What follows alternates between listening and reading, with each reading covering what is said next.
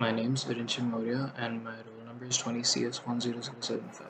And for my DIY project, I made a keychain model of a hand grenade. For this project, there were 5 main components, namely the grenade body, the upper cylinder, the hinge plate, the pin, and the arm.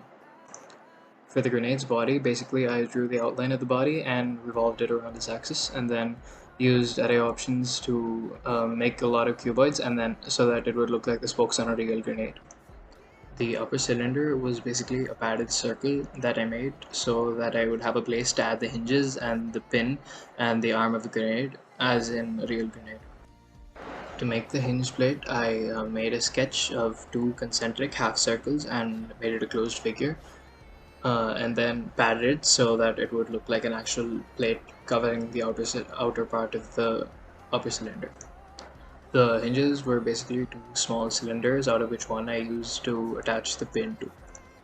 I made the pin by making a torus and making its first radius large and its second radius very small so that it would look like an actual pin in a grenade, and in my case it's used to attach to the key or whatever you're attaching it to. Finally, to make the arm, what I did was I made a sketch of the cross section of how I thought the arm would look and copied it and moved it away from the initial sketch, and then lofted both of them so that it would make a closed figure with the shape of the arm that I wanted.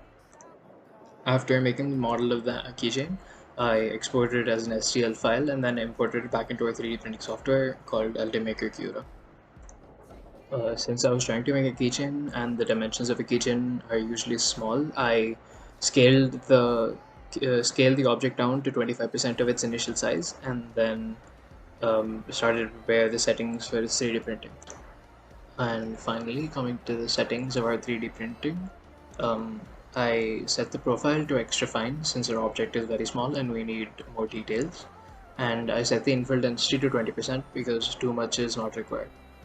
Then I changed the printing temperature to 200 degrees, and the print speed I left it at 50 millimeter per second.